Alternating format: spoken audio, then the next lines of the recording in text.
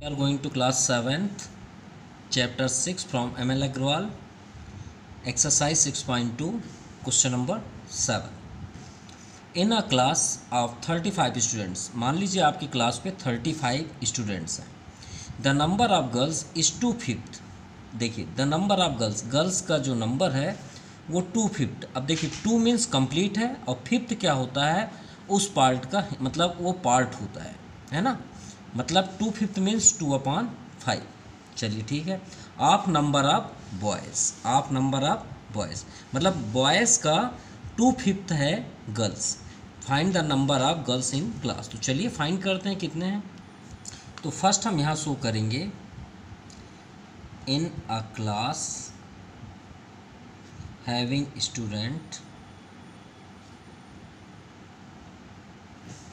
Students कितने हैं 35. So let, क्योंकि देखिए बॉयज़ और गर्ल्स की बात है तो यहाँ पे गर्ल्स तो जो है वो 2/5 हैं किसके, number of boys.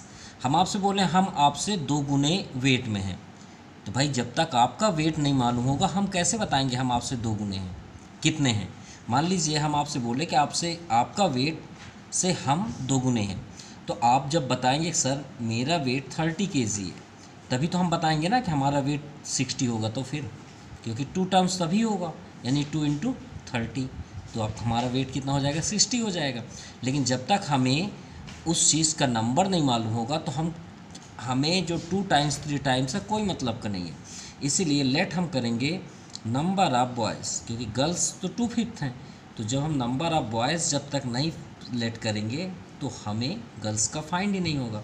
So number of girls, ठीक है. तो नंबर ऑफ गर्ल्स कितने हैं 2/5 हैं, तो 2/5x. अब कॉमन सेंस वाली बात है कि आप इस क्लास में कितने स्टूडेंट्स हैं 35. भाई 35 जो स्टूडेंट्स हैं उसके अंदर उस क्लास में बॉयज़ और गर्ल्स ही हैं ना, तो जब हम काउंट करेंगे तो ही 35 आएगा. अब बात यहाँ बॉयज़ कितने हैं हमारे पास x प्लस गर्ल्स कितनी है 2/5. मतलब यहाँ पे सोचने वाली बात नहीं है, खुद ही हमें माइंड लगा के करना है कि हमें कैसे लिखना है. बहुत से बच्चे ये सस्पेंस रहते हैं प्लस करना है सर माइनस करना है, ये सब क्वेश्चन क्यों आता है. भाई आपके क्लास पे अगर गर्ल्स 10 हैं बॉयज़ 10 हैं तो ही ना आप बोलेंगे सर 10 मतलब 10 and 10 20 स्टूडेंट्स हैं. तो वही तो है. तो यहाँ पे हमारे पास बॉयज़ कितने हैं x according to the question x, और गर्ल्स कितनी है 2/5x इक्वल टू 35. देखिए दोनों को हमने ऐड किया तो 35 होगा. चलिए चेक करते हैं, सॉल्व करते हैं. तो फर्स्ट हम एलसीएम करेंगे. याद रखिएगा कभी भी अपॉन फॉर्म पे हो और बीच में प्लस या माइनस साइन है तो हमेशा याद रखिएगा, चाहे आप किसी भी क्लास में पढ़ें, इसका एक ही रिज़ल्ट होता है या फिर हमें करना पड़ता है, वो है एलसीएम. ये बात हमेशा याद रखिएगा. यहाँ भी आप अपॉन 1 करके एलसीएम ले सकते हैं. 1 और 5 का एलसीएम 5 आएगा. 1 5 जा 5, अब 5 का x में इंटू कर दीजिए तो 5x. 5 का 5 में डिवाइड करेंगे तो 1 आएगा. 1 2 जा 2, ये हो गया आपका 35. अब इसे क्रॉस मल्टीप्लाई कर देते हैं तो 5 इधर आ जाएगा. अब 5x और 2x कितने हो जाएंगे 7x. क्लियर. 35 × 5. चलिए इंटू करते हैं. 5 5 जा 25, 2 रिमाइंडर, 5 3 जा 15 2 17. सो x इक्वल टू, अब देखिए 7 कहाँ हो जाएगा डाउन साइड. क्लियर. 7 से कट कर दीजिए. 7 2 जा 14, 3 रिमाइंडर, तो 3 छोटा सा आप यहाँ पे लिख सकते हैं. 35 दिख रहा है. 7 5 जा 35. सो x इक्वल टू 25. अब ये 25 क्या है नंबर ऑफ बॉयज़, क्योंकि हमने बॉयज़ का लेट किए थे. सो number of boys x equal to 25. then number of girls, अब गर्ल्स कितनी थी 2/5x, तो x से प्लेस पे 25 है तो 25 रख दीजिए. तो 5 5 जा 25. क्लियर. 5 2 जा 10. या तो फिर आपको ये पसंद नहीं आया वर्क करना तो 35 से 25 माइनस कर दीजिए तो भी आ जाएगा गर्ल्स का number. Okay. Now question number 8. A chair cost 250 rupees. अब देखिए एक चेयर का प्राइस कितना है 250. ठीक है. टेबल कॉस्ट, अब टेबल कितना है 400 रुपीज़ का, ठीक है। If housewife purchased a certain number of chair and 2 tables, okay, मतलब उन्होंने एक चेयर परचेस किया और 2 टेबल्स, तो कितने के हो गए 2800। Find the number of chairs purchased, तो आपको यहाँ पे ये चेक करना है कि कितने उन्होंने चेयर परचेस किए। देखिए कॉमन यहाँ पे भी देखने वाली बात है, उन्होंने कितने रुपए का खरीद परचेस किया 2800, और चेयर का प्राइस क्या है 250 और 400। ये याद रखिएगा, चेयर का प्राइस कितनी है 250 और 400 टेबल्स। तो सबसे पहले हम कास्ट लिख लेते हैं, क्योंकि ये क्लियर रहे कि किसका प्राइस कितना है। कास्ट प्राइस ऑफ चेयर, ध्यान समझिएगा, cost price of chair, 1 chair, ठीक है 250, ठीक है, and chair sorry and table है 400 रुपीज़, ओके। फर्स्ट हम इसे क्लियर कर लेते हैं, फिर उसके बाद हम डिस्कशन करते हैं, ठीक है। अब क्वेश्चन पे ये बोला गया कि एक हाउसवाइफ एक सर्टेन चेयर परचेस करती है, मतलब ये नहीं बताया गया कि कितने चेयर, सिर्फ चेयर का काउंटिंग नहीं है, लेकिन टेबल को यहाँ पे क्वेश्चन पे लिखा हुआ है, हम फिर से रिपीट कर रहे हैं, लिखा हुआ certain number of chair and 2 tables. अब टेबल्स तो क्लियर है कि 2 टेबल ही हैं, ठीक है, तो हमारे पास चेयर का नंबर ही नहीं पता है कितने हैं, तो हम सबसे पहले क्या लिखेंगे, late number of chair x, ठीक है। अब यहाँ पे उन्होंने कितने का परचेस किया, परचेस्ड आइटम, इसे हम आइटम बोल सकते हैं, बाय हाउसवाइफ, कितने का परचेस किए हैं 2800 रुपीज़। थोड़ा समझिएगा, अपने आप क्लियर हो जाएंगे, ठीक है। टेबल कितने हैं 2, ठीक है, तो ध्यान समझिएगा, मान लीजिए आप ही गए और मान लीजिए सेल ऑफर चल रहा है तो आप परचेस करके लाए, मान लीजिए आपका एक बिल बना, ठीक है, आपने 2 टेबल लिया, कितने का है 400, कितना हुआ 800, ठीक है, कितने का बिल बना है 2800, ठीक है। 2800 से आप थोड़ा सा, ये सॉल्यूशन नहीं है, सिर्फ समझने वाली बात है, 800 को माइनस कर दीजिए भाई, 2 ही आपने टेबल लिए ना, तो आपका बचा कितना बिल 2000। अब बताइए कितने आपके चेयर हुए, तो 250 में अगर आपने एक चेयर लिया तो 2 चेयर कितने की हुई 500, 4 चेयर कितने की हुई 1000। अब 1000 रुपये का 4 चेयर, तो 2000 रुपये कितना चेयर आएंगे 8 चेयर, यानी 8 आंसर हो जाएगा। लेकिन हम बिल कैसे बनाएंगे, ध्यान दीजिएगा, चेयर हमने क्या किया x 1 चेयर, ठीक है। अब जितने हम चेयर लेंगे उसमें इंटू तो करेंगे ना 250 का, भाई आप 8 चेयर लिए सपोज, हमने अभी ये आंसर है, फाइनल आंसर है, 8 में आप किसका इंटू करोगे 250 का, तभी ना 2000 आएगा। देखिए 8 है ना, वही 8 के प्लेस पे हमने x लिया। अब यहाँ पे क्या करेंगे 250, ठीक है। अब 400, भाई आप टेबल कितना लिए 2 इज इक्वल टू 2800, सॉल्व कर देते हैं, 8 ही आएगा, देखते हैं कैसे। 250x 4 2 जा 800, 800 को ट्रांसफ़र कर दीजिए, ये ट्रांसफ़र हो गया, जो 800 है वो ट्रांसफ़र हो गया। अब x इक्वल टू यहाँ पे 2000 हुआ और 250 इसके नीचे आ गया, तो 0 से 0 कैंसिल, और 25 8 जा आपका 200 होता है, clear. So x equal to 8, हमने अभी पहले ही क्लियर कर दिया था कि चेयर का जो नंबर आएगा वो 8 ही होगा। So number of chair equal to 8, ये आंसर हुआ। Now question number 9, Aparna got 27,840 age her monthly salary. अब मान लीजिए अपर्णा कहीं वर्क करती है, उसकी मंथली सैलरी कितनी है 27,840 and over time salary and over time, ठीक है। इसमें ओवर टाइम भी है, मतलब उसकी मंथली सैलरी भी है और ओवर टाइम भी है, तो her salary exceed by overtime by 16,560। तो इसमें यह बोला गया कि उनकी जो सैलरी है ओवर टाइम वो कितनी है 16,560 60। तो what is the her monthly salary, तो चलिए फाइंड करते हैं। तो सबसे पहले हम यहाँ शो करेंगे लेट अपर्णास सैलरी, या मंथली सैलरी भी बोल सकते हैं, monthly salary equal to x. हमने उनकी मंथली सैलरी क्या कर लिया, एक्स, क्योंकि फाइनल तो यही फाइंड करना है। सो ओवर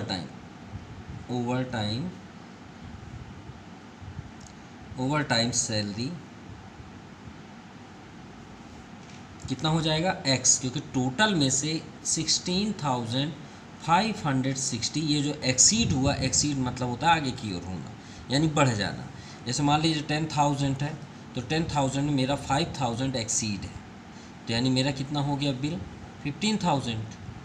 ये आपका एक्सीड कहलाएगा। तो वही है कि उसमें से माइनस कर देंगे तो ओरिजिनल सैलरी आ जाएगी। भाई इतनी ना बढ़ी है, भाई 15,000 है, 15,000 से 5,000 हम माइनस कर देंगे फिर ओरिजिनल में आ जाएंगे। चलिए ये तो हो गया। अब अकॉर्डिंग टू द क्वेश्चन क्या बोला गया है कि जो मंथली सैलरी है, ध्यान समझिएगा, मंथली सैलरी है उसमें एक्सीड हो रहा ओवर टाइम सैलरी, तो ये आपका एक्सीड हुआ, तो आप यहाँ पे लिख दीजिए x माइनस 16,560, ये आपका एक्सीड पोजीशन हुआ। तो कितना हो जाता है टोटल, अगर इन दोनों को ऐड कर देते हैं तो 27,840, क्योंकि ओवर टाइम और मंथली सैलरी को ऐड करने के बाद ये आपका बिल बन रहा है, मतलब इतनी सैलरी बन रही है। तो चलिए सॉल्व करते हैं। x और x ओपन कर दीजिए ब्रैकेट, तो ये आपका हो गया 2x, और 16,560 को ट्रांसफ़र कर दीजिए, 27,840 माइनस प्लस, सॉरी ये इधर आएगा तो प्लस हो जाएगा, ये हो गया आपका 16,560। सो 2x इक्वल टू 0, 6, 4, 10, 8, 5, 13, 1, 14, 7, 6, 13, 1, 14, 2, 1, 3, 1, 4, अरे 444। चलिए x इक्वल टू 4440/2 कैंसिल कर दीजिए, 2 2 ज़ा 4, 2 2 ज़ा 4, 2 2 ज़ा 4, यानी उनकी ओरिजिनल सैलरी हुई 22,200 रुपीज़। क्लियर। सो अपर्णास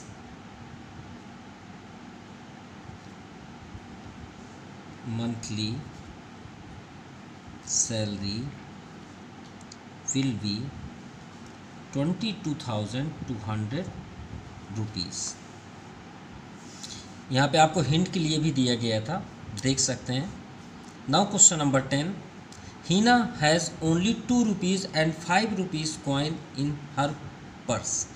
हीना के पर्स पे 2 रुपीज़ का कॉइन है और 5 रुपीज़ का, समझिएगा उनके पर्स पे। If in all she has 80 coins, अब उनके पास कितने कॉइन्स हैं, 80 coins in her purse, amount 232 rupees. और 80 कॉइन्स को जब हम काउंट करते हैं, पैसे को काउंट करते हैं, तो कितने रुपए उस पर्स पे हैं, 232। तो फाइंड क्या करना है आपको, 5 रुपीज़ का कॉइन्स कितना है और 2 रुपीज़ का कॉइन्स। भाई 5 पूछा गया है तो 2 को भी फाइंड कर लेंगे। तो हमें ये चेक करना है 5 रुपीज़ का कॉइन कितना है काउंट पे। तो चलिए देखते हैं, 2 और 5 80 कॉइन्स। सो मान लीजिए आपके पास 35 रुपीज़ हैं, सपोज़ ये क्वेश्चन से रिलेटेड हम बात करते हैं, कितना है 35, और ये मान लीजिए 10 का कॉइन है और ये मान लीजिए 5 का कॉइन है। अब बताइए आपके पास 35 रुपीज़ हैं, तो सपोज़ आप ये बोलेंगे सर मेरे पास तो 3 10 के कॉइन है और 1 5 के कॉइन है, ये 35 हो गया। तो यहाँ पे थोड़ा सा आप समझिए, आपके पास कितने कॉइन्स हैं यहाँ पे 10 के 3, और 5 भी कितने हैं 1। क्लियर। अब अगर हम आपसे यहाँ से इनको इग्नोर करके यहाँ से हटा दें और सिर्फ हम ये बात करें कि आपके पास सिर्फ 5 का कॉइन्स जो है वो एक ही है, 35 में एक ही है, तो 10 का कितना हुआ, तो आप क्या बोलेंगे सर 3 है। लेकिन अगर आपको चेक करना है तो आप कैसे कर सकते हैं, 10 + 10 + 1 10। क्लियर, 3। तो आपने क्या किया, टोटल कॉइन्स कितने हैं, हम तो टोटल कॉइन्स बताएंगे ना कि आपके पास सिर्फ 4 ही कॉइन्स हैं, कितने 4। तो अगर 5 का कॉइन्स अगर 1 है तो 10 का कॉइन्स कितना होगा 4 - 1। क्लियर, समझ में आई बात। तो ऐसे ही अगर हम यहाँ पे लेट कर लें 10 क्वेश्चन के अकॉर्डिंग 2 रुपीज़ और 5 रुपीज़ के लिए, तो let 5 rupee coins equal to x. Clear? तो 2 रुपी कॉइन्स कितने होंगे? 80 थे, तो 80 माइनस एक्स, जैसे हमने अभी यहाँ पे बताया। क्लियर? चलिए ये तो क्लियर हुआ। अब उनके पर्स में टोटल रुपीज़ कितने हैं? 232। तो 232 कैसे हुए भाई? 232 कैसे हुए? जब आपके ये मान लीजिए 2 का है, ये 5 का है, ये 2 का है, ये 5 का है, हम ऐसे काउंट करेंगे ना, 5 5 5 5 एक साइड, फिर जोड़े सबको, फिर उसके बाद बता दिए 240 232। तो 2 और 2 वाले को अलग अलग कर लिए ना आप? कर लिए? नहीं कर लिए? मान लीजिए 3 3 है, तो टोटल कितने हुए? 6। तो आप क्या बोलेंगे? एक अगर 3 है तो दूसरा कितना है? अगर टोटल कॉइन 6 है तो आप क्या बोलेंगे? Sir 6 minus 3। छोटा नंबर है तो जल्दी बता देंगे, बड़ा नंबर है तो बताइए ना। कोई वो आसान नहीं होता, इसलिए मैथमेटिकल्स में उसे हम कैसे लिख सकते हैं, ध्यान दीजिएगा। मान लीजिए 5 रुपी जब हम काउंट करेंगे 232 के लिए, तो 5 इंटू वो कॉइन्स जितने होंगे उसको एक्स लिख सकते हैं, प्लस 2 रुपीज़ कॉइन्स है तो 80 माइनस एक्स इंटू, यहाँ पे हम, ये किसका कॉइन है? 2, तो क्या हम 2 लिख सकते हैं? बिल्कुल लिख सकते हैं। अब इनको हम काउंट करेंगे तो कितना आता है? 232। यही तो क्वेश्चन बोला गया है। अब समझ में आ गई हुई आई थिंक बात, कि यहाँ पे हम 5 इंटू एक्स क्यों किए? क्योंकि भाई कितने कॉइन्स हैं 5 के, तो ये हो गया कॉइन नंबर। अब 80 माइनस एक्स क्या है? आपका 2 रुपी कॉइन्स है, ये हुआ नंबर हुआ, और ये है आपका 2। क्लियर? तो चलिए इंटू करते हैं, तो 5x प्लस 82 जा 160 minus 2x equal to 232। 5x minus 2x 3x, 232 minus 160 को ट्रांसफ़र कर दीजिए। So 2 minus 0 2, 3 minus 6 7 72। So x equal to 72 upon 3। 3 2 जा 6, 1 रिमाइंडर, 3 6 जा 12। सो x इक्वल टू, सॉरी 3 4 जा 12, यहाँ 12 है तो 24। तो 24 किसकी वैल्यू है? 5 रुपीज़ कॉइन्स का। सो 5 rupee coins, number of 5 rupee coins 24 and 80 coins था 2 रुपी कॉइन्स। 80 माइनस एक्स, सो 80 माइनस 24, तो कितना आ जाएगा? 56। जबकि क्वेश्चन पे इसी के बस से आंसर पूछा गया है, हमने 2 का भी फाइंड कर दिया। Okay, now question number 11। A purse contain 550 in note in denomination of 10 rupees and 50 rupees. अब देखिए एक पर्स पे कितने रुपीज़ हैं? 550। इस बार कॉइन्स के प्लेस पे आपके नोट्स दिए हुए हैं 10 और 50 रुपीज़। सेम प्रोसेस करना है हमको। If the number of 50 rupees notes is 1 less then that 10 notes. देखिए 1 लेस देन मतलब 50 का जो नोट्स है वो 10 के नोट से एक बस कम है, एक लेस है। तो find the number of 50 notes. चलिए सॉल्व करते हैं। Let number of 10 rupees notes equal to x. Clear? और पहले से ही क्वेश्चन पे दिया 1 less than 50 rupees. So 50 rupees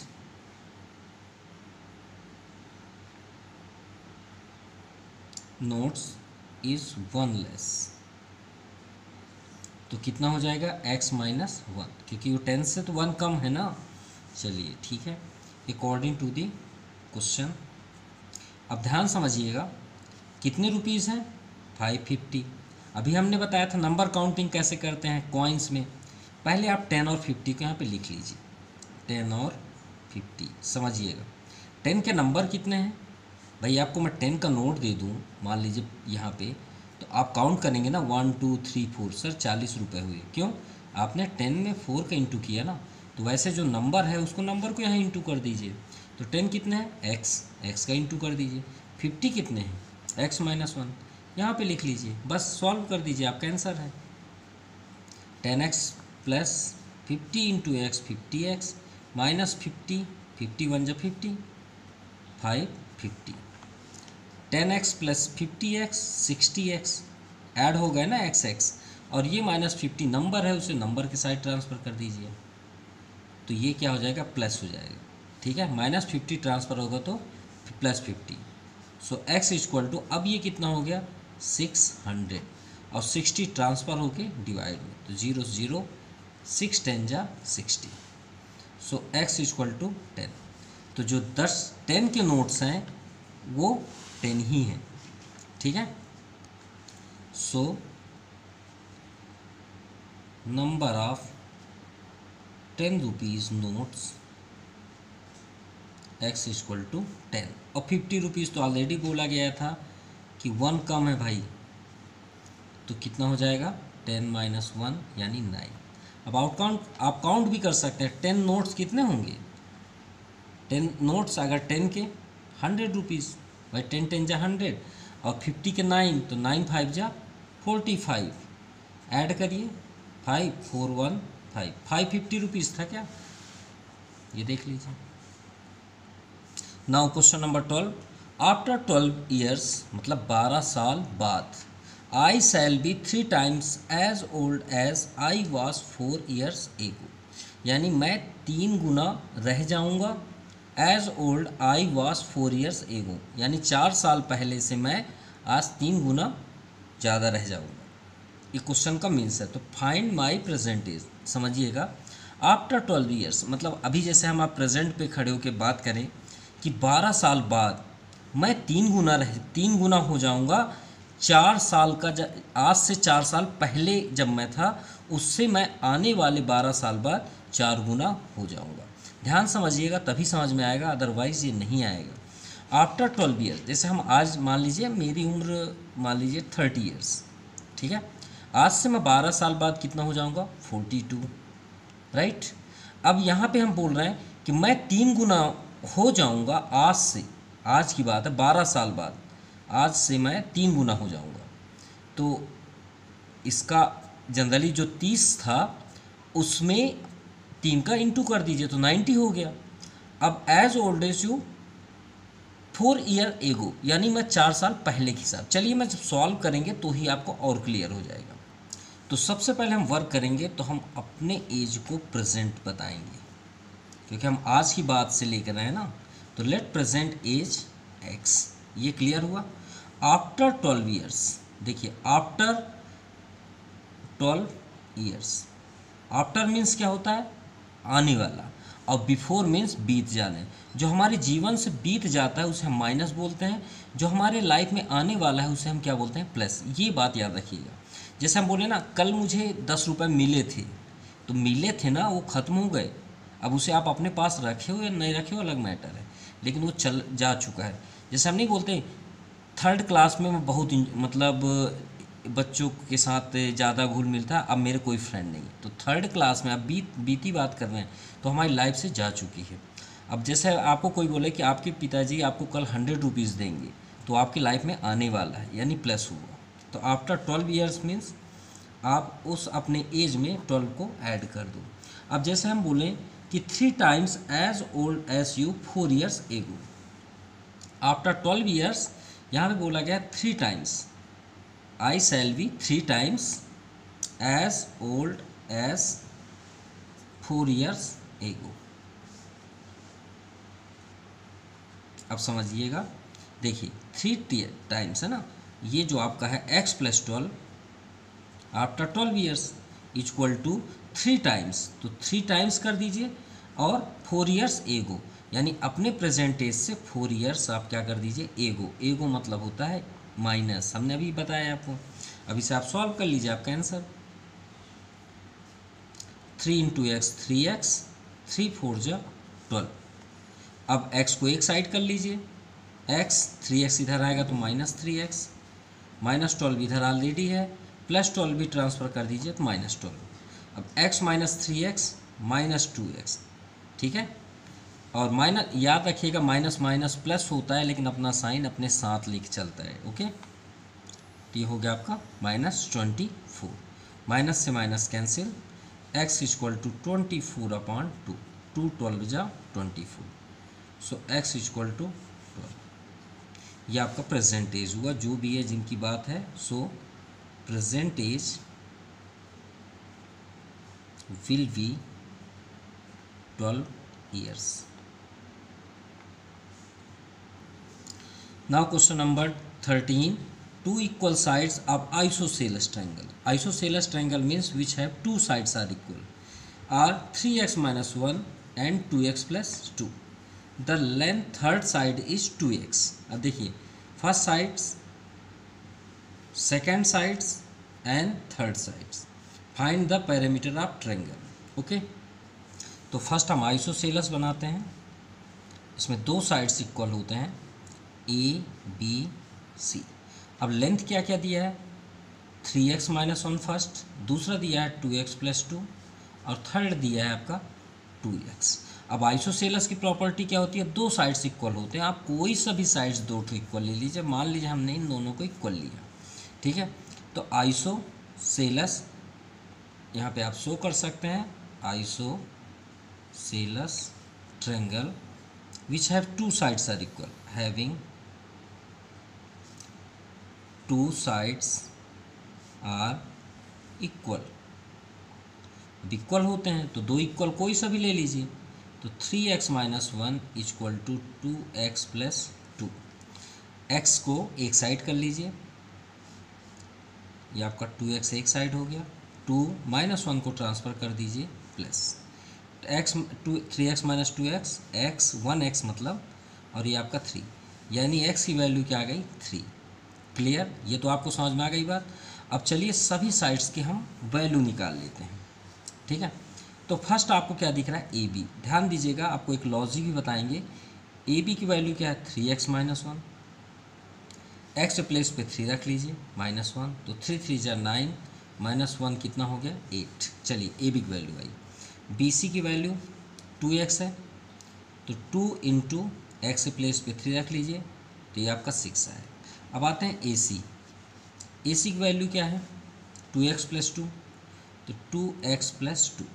अब देखिए 2x प्लेस पे क्या है 3 प्लस 2, तो 3 2 जा 6 और प्लस 2 8। देखिए दो साइड्स इक्वल हुई है और एक साइड अलग है।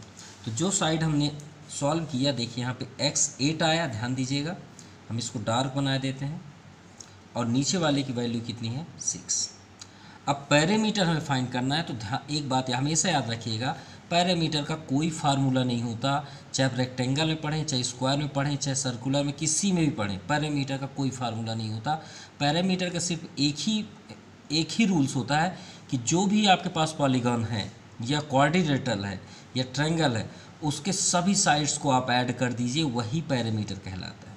मतलब इनके सभी साइड्स को आप ऐड कर दीजिए, पैरामीटर होता, कोई फार्मूला नहीं होता, ये बात याद रखिएगा। आप जनरली पढ़ते हैं rectangle 2 bracket length plus breadth, ये कोई फार्मूला नहीं है, वो फार्मूला बनता है।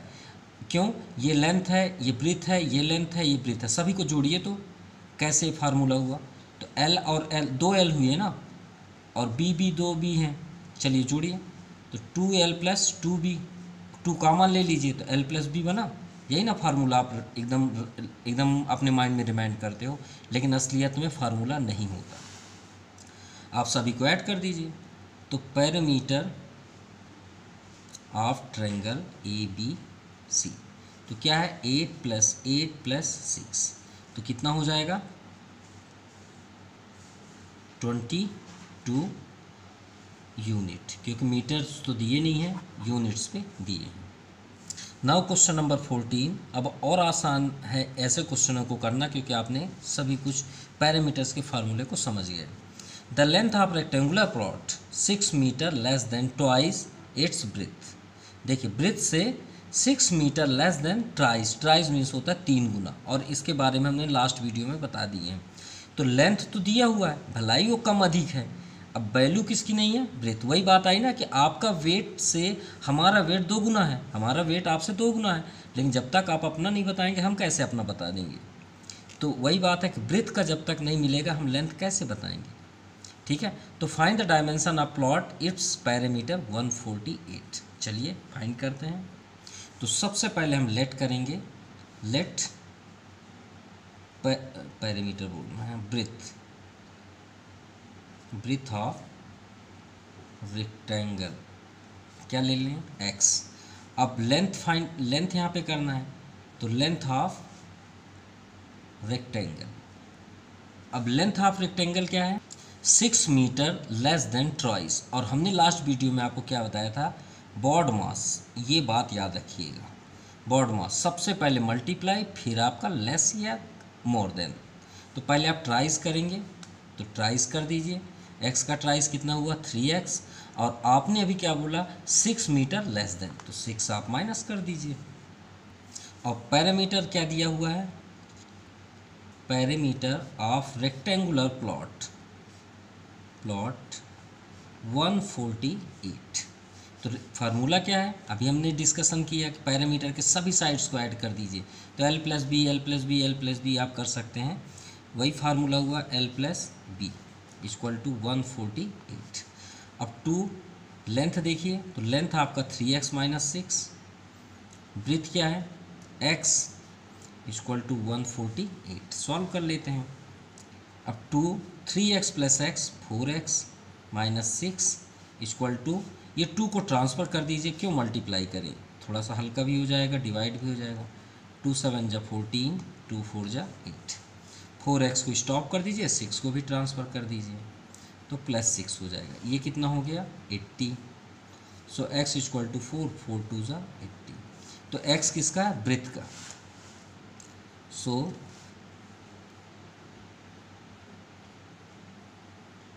Breath of rectangle, breadth of rectangle क्या है, x equal to 20 and length of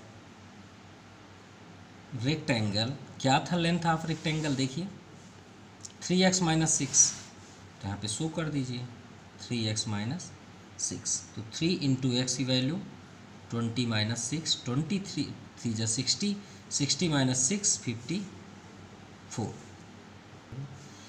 ये हुआ आपका मीटर और ये भी आपका मीटर हुआ। ओके, और last question, 2 complementary angle differ 20।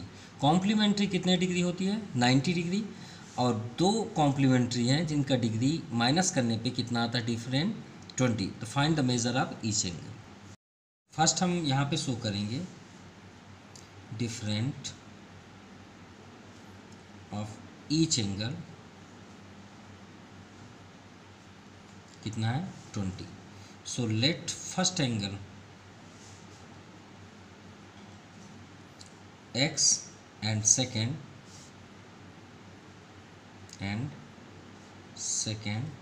angle x plus 20, clear, and we know that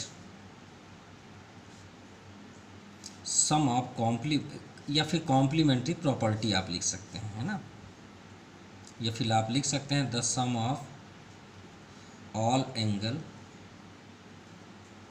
in complementary is 90 degree. तो सभी को ऐड कर दीजिए, तो x plus 20 equal to 90। So x 2x और 20 को ट्रांसफ़र कर देंगे तो minus 20। So x equal to 70। So x equal to 70 upon 2, ये आपका आ गया 35, कट कर देंगे एंड तो ये आपका आंसर हुआ। तो so let first angle will be 35 क्योंकि x की वैल्यू है, एंड सेकेंड एंगल क्या था x प्लस 20, तो 35 प्लस 20 इक्वल टू 55। ये आपका सेकेंड होगा। Clear, so thank you.